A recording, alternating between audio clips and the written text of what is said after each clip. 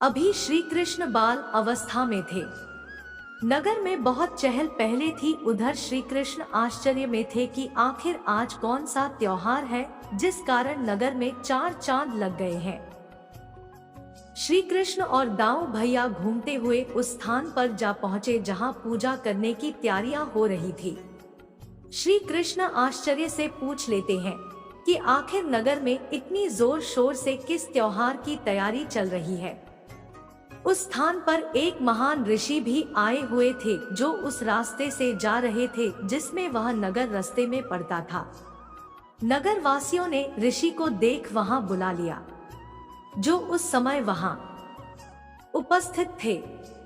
श्री कृष्ण की यह बात सुन लोग जवाब देते हैं कि आज इंद्र देव के पूजा की तैयारियां चल रही है। यह सुन श्री कृष्ण बोलते हैं, अच्छा, लेकिन इंद्र देव की पूजा क्यों की जाती है? आखिर वो हमारे लिए क्या करते हैं? लोगों ने बोला, वह समय समय पर बारिश कर इस धरती को उपजाऊ बनाते हैं, फसलें उगती हैं, पशु पक्षियों की प्यास मिटती है और हमारी हर एक पानी से जुड़ी हुई समस्या खत्म हो जाती है।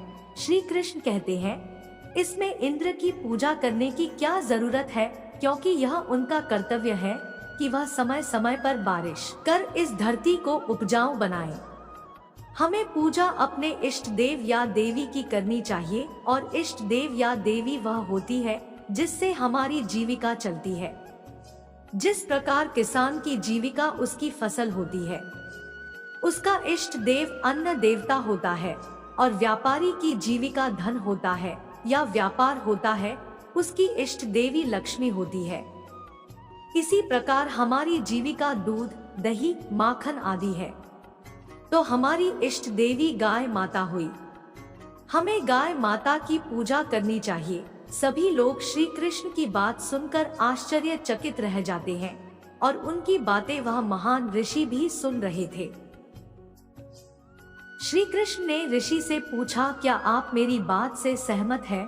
गुरुदेव, ऋषि तुरंत बोल पड़े हैं, महान आत्मा, आप अवश्य ही पिछले जन्म के कोई सिद्ध पुरुष होंगे। मैं आपके चरणों में नमन करता हूँ, क्योंकि इतनी सी उम्र में इतना सारा ज्ञान किसी पुण्य आत्मा के पास ही हो सकता है।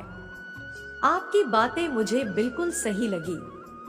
महान ऋषि ने आदेश दिया कि इंद्र की पूजा छोड़ सभी गौ माता की पूजा करते हैं, इसलिए सभी महान पर्वत गोवर्धन के चरणों में चलो, वही पूजा होगी। ऋषि के आदेशानुसार सारे नगरवासी गोवर्धन पर्वत की ओर निकल पड़े और पूजा शुरू होने लगी। पूजा से प्रसन्न होकर गोवर्धन पर्वत ने नगरवासियों को दर्शन दिए और भोग लगाया। सारी बातें इंद्रदेव को पता चल गई कि धरती पर अब उनकी पूजा नहीं की जाएगी।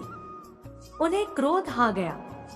क्रोध में आकर उन्होंने अपने वज्र और वाहन निकाले। बिना सोचे समझे इतनी बारिश और तूफान प्रकट कर दिया कि पूरा नगर पानी से भर गया। अब नगरवासियों और पशुओं की जान खतरे में थी। श्री कृष्ण ने पूरे गोवर्धन पर्वत को अपनी उंगली पर उठा लिया। पर्वत इतना बड़ा था कि सभी नगरवासी उसके नीचे आकर अपनी जान बचा पाए। इंद्र ने पूरा जोर लगा दिया, लेकिन नगरवासियों का बाल बाका न कर पाए और हार गए। उन्होंने श्री कृष्ण को पहचान लिया और उनसे माफी मांगी। इस प्रकार भगवान श्री कृष्ण ने इंद्र देव का घमंड तोड़ा। तब से लेकर आज तक हम गोवर्धन पूजा मनाते आ रहे हैं। अगर आपको ये जानकारी अच्छी लगी हो तो चैनल को सब्सक्राइब करना, वीडियो को लाइक, शेयर करना और भगवान की ऐसी और दिव्य लीलाएं जानना चाहते हैं तो इस चैनल में विजिट करें। धन्यवाद।